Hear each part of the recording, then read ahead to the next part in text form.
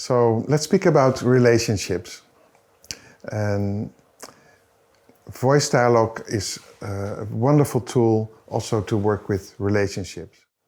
And psychology of selves, on which voice dialogue is based, works with personal development, relationship, energy, and the unconscious. And now we focus on relationship. We've seen this model, the lemniscate. It's an eternity sign. It goes on and on. And yeah, on an individual level, that means that you shift in your energy from, let's say, being tired to being rested, being passive to being active, being alone, being with others. So there's always these polarities. The polarity that's very important in relationship is the polarity between, on the one hand, vulnerability, on the other hand, power. And in our model that I want to present, we use the parent-child model. The child and the parent being for power and control, and the child for being vulnerable and being receptive. Okay? So in an individual, you make these movements in your daily life. And with another person, you could say there are two of these models. There's one model that's for you and one for your partner. And when I say partner, it could be a personal relationship, can also be in work, social life, doesn't matter. But to describe it, it's the easiest to start with the personal life. So if I'm very responsible and taking care of things, and I'm identified, let's say, as being a good father, I walk into a room and there's a person that's kind of vulnerable and tired. In a way, my good father will, even by just looking, evoke in that person the child in relationship to me. It's like, oh, somebody taking care of me. Yeah. So this is a natural process. If a person is identified with being the child, like being on the station with the luggage, a bit helpless, and not knowing how to get into the train, for sure somebody will come up and be nice and caring. So these interactions between people and from the parent and the child selves, we call a bonding pattern. So if the models, the two models, and then the parent side from one is bonding with the child side from the other. So you have a bonding pattern, let's say in a couple, let's say male-female, you have father-daughter and mother-son. But it doesn't matter, it doesn't have to be, it goes also for same sex, doesn't matter what. Yeah? Parent, child, parent. Yeah. So Helen Sidra Stone have explored this work, and they have analyzed their own interactions over many years. And so the model I want to share is based on their research, and they were the subject and the researcher at the same time. We see that, let's say, if people meet from a free position, in voice dialogue we call the aware ego, there's not father, daughter, mother, son, etc. There's a meeting between two people on the same level, equal. And let's say they start a relationship. Even with that equal starting point, the other patterns will at some point enter the situation. It's a natural thing. So I'm not saying that we should avoid it. It's just when these parent-child interactions become more dominant, then people sometimes lose each other in that middle position. Yeah. So we distinguish in the bonding patterns the positive bonding patterns when it's experienced as positive, and the negative bonding patterns when it's experienced as negative, right? So positive bonding pattern in a traditional marriage in the Netherlands in the 50s, last century, the man would be the father in the world, okay? He would make money and take care of the business and the mortgage. And often in that old-fashioned way, the woman would be more like a daughter in the world. And then at home, she would be the mother and taking care of the household. And the man comes home from work and is tired and sits back and gets whiskey and he's the child, so to speak. Okay, so that's in the traditional way. So there's nothing wrong with that. Only when children come and this is the only way of their communication, the passion, what happens with the passion? It disappears. Huh? Especially when they start calling each other mom and dad. Dad, can you pass me the potatoes? Oh, mom, that's a real good cooking. So the positive bonding patterns then can become a prison. And when people are in prison, they want to get out of it, right? So how do you get out of a prison, even if it's from outside looks like a nice prison? That's by going into the negative bonding pattern, right? So the dutiful child may become a rebellious child. And the good parent, the good father or mother may become a critical parent. Yeah? So on the good side, we have the caring father or mother, the responsible father or mother, the helping father or mother. On the negative side, you could have the critical parent, the punishing parent, the withdrawn parent, the judging parent. On the child side, there would be the good child, the dutiful child, but it could also become a hurt child or a withdrawn child or a rebellious child. Okay, so and then people may find themselves in a dance that's not so nice, being accusing, being hurt. So in Voice Dialogue, we offer them also help in these situations in the couple therapy. What I want to present are the basic principles of this. To learn this work in doing with couples, you need a lot of training, but the basic principles I think are applicable for everyone who wants to reflect. So where does a negative bonding start? A negative bonding starts always the same way, that one of the persons or both, they get hurt. There's, we call the ignition.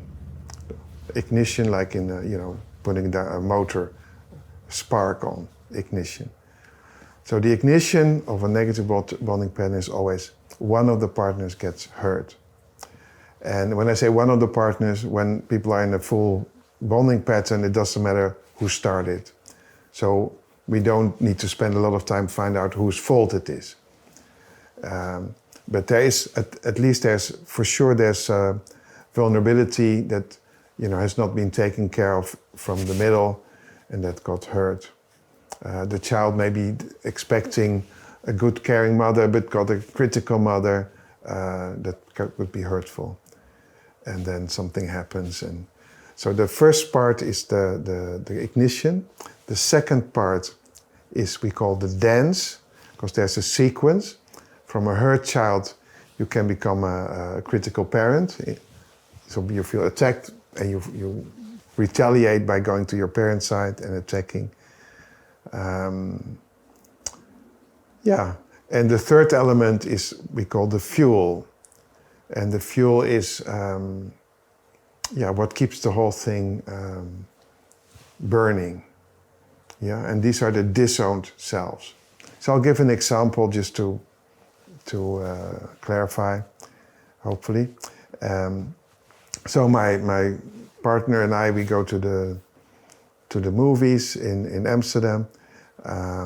We pass by a shop for Italian shoes, and I take a moment to look at the shops and look at the shoes, and then she would say, "Well, can't you just do we need to do that now? So at that moment, I take a closer look to one of the shoes on the right side, and I said to her, look at these. What do you think of these? So then she gets really impatient and says, well, you need to do it now.